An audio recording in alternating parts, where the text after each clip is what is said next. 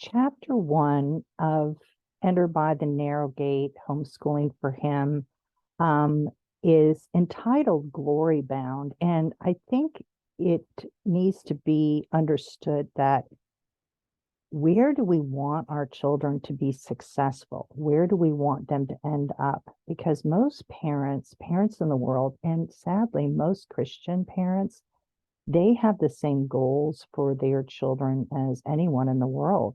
And as a believer, I've never had that thought. I've never wondered and wanted if my children would be popular in school, if they would have a lot of friends, if they would be successful in their jobs.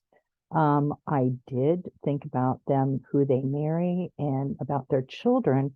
But most importantly is where are they headed? And it didn't take long to realize that the normal way that parents educate their children, um, and sending them to school and all of these things are not going to get them into going through that narrow gate that very few find. And um, but the whole chapter in this, it's talking about homeschooling, and in an anticipation of a podcast that is going to be happening today, I'll leave a lot of those things that I was thinking about sharing until I do have that interview, because I have seen some of the questions. But what I want to go over is kind of what I was looking at. How should I begin homeschooling? Um, how do I begin the school year, begin the day, all these different things. And what I come to say in these, and these are my notes, is through your trust in Him.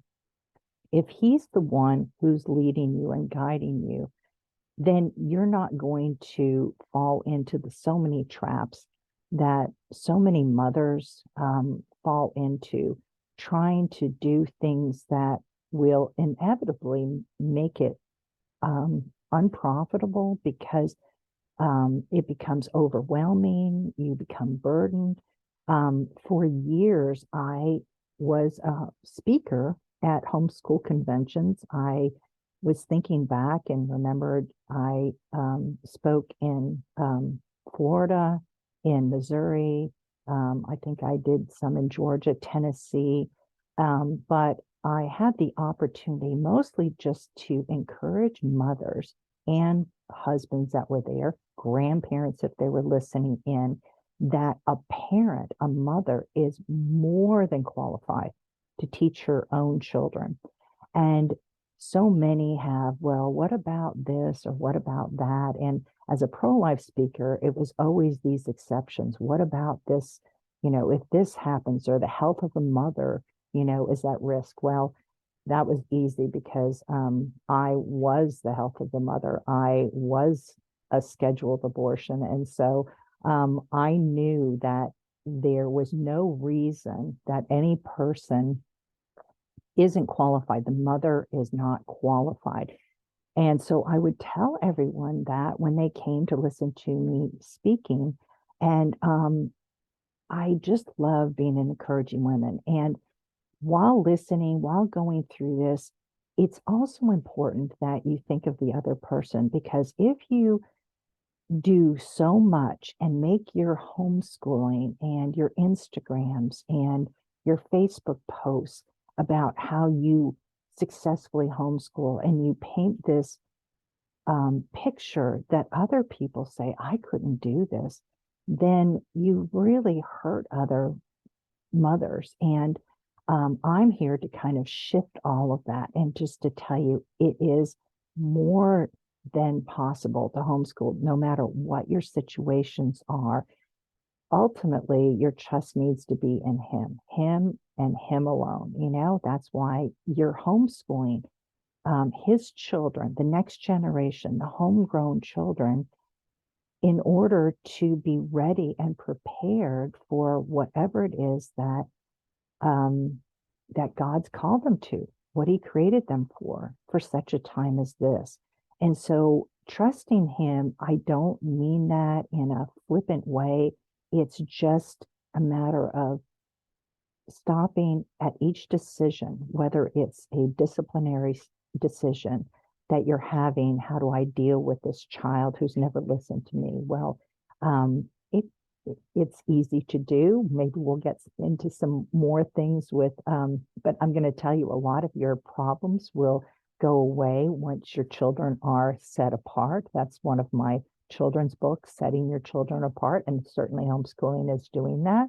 But what you need to know is that you need to train yourself, and that might be your first thing. Like, I can't get up, I'm not disciplined. It's a matter of just setting a schedule like they're going to school, have a time to get up, have a time to be dressed, have their breakfast, and to begin their schooling. And I always began with Bible. And as I'm thinking about this, one of the easiest things you could possibly do is to sit down and nourish your own soul, your own spirit, and also set an example for your children. And that's listening to the Bible, the PS123. I'll leave those links here for you. But the PS123 is just listening and reading through the Bible. And if you go to the page PS123, you'll see that when my little ones, I had three little ones, they sat and listened on the floor while doing puzzles. But that's how we began our school day. Once we got to the farm, and that's when I got these CDs and we started doing this. But that's a great way. And so it's not hectic. And the nice thing about a schedule is that if you're running late, you don't have to rush and scream and stress out at all.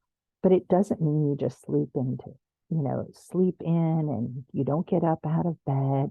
You wouldn't do that.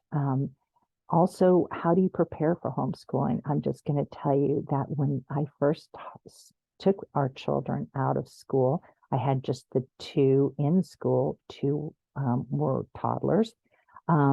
I set up a classroom. I got two little desks and we set everything up. We had a flag, a chalkboard. We didn't go out and buy it. We just, had these things around, but we set it up in the garage. We were living in Florida.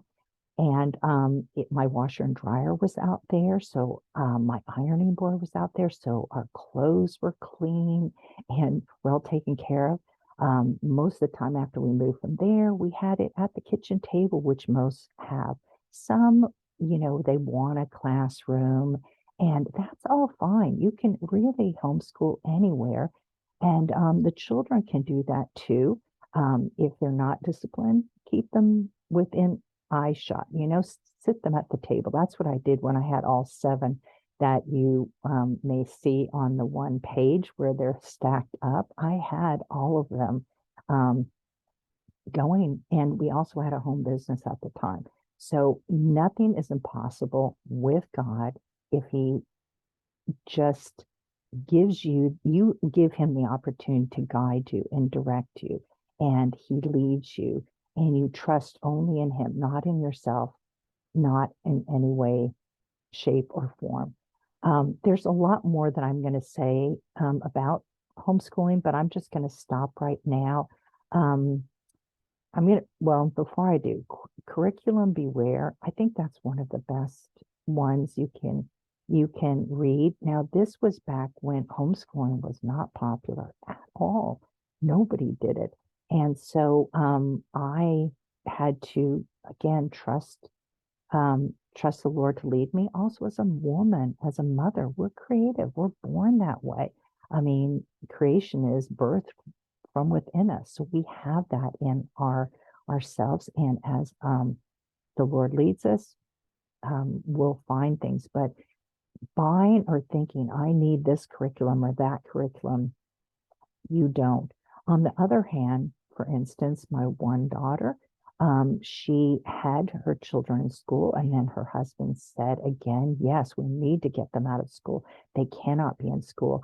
But what she set her heart on and she saw were these packets, and I had used them early on in my homeschooling, with my children. I got used ones that had been written in, and I erased them, because I was very poor at the time. And so it was when my husband first left me, and I didn't have anything, and there was no internet, but with my daughter, she set her heart on it. She talked to me about it, and I talked to my heavenly husband, my husband, my maker, about providing that for them, and I was able to invest into um, their education for this year and get the curriculum that wasn't cheap. And she thought, oh my gosh, but for her, she was sure this is what she needs, but God provided for all her needs. Whatever is easy, whatever is light, whatever just gets you transitioning from going to school and being at home, just do it. Be careful about following this Instagram and that Instagram. It'll make you crazy. As a matter of fact, this is probably the best time to get away from social media and just focus on your children.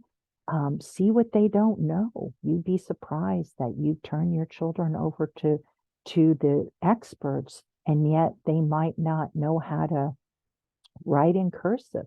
They might not know how to address an envelope. They may not know a lot of things that you just assume that they know. So always spend time with the Lord alone. Get up early enough and just ask Him what to do during the day. And if you're having trouble, just ask Him what to do. And you will find that this is the most rewarding thing you've ever done in your entire life. There is nothing that I am more convicted of in that every single believer, everyone should, even if they're non-believer, the school is not safe here in the United States. There's mass shootings there. How can they be protected from that? But more importantly than killing the body, the Bible says, is killing the soul and the spirit. And what they're exposed to, even from the child that sits next to them, you have no idea what could lead them along a path of destruction. And we want your children to be glory bound. Thank you for listening, and mothers, be encouraged.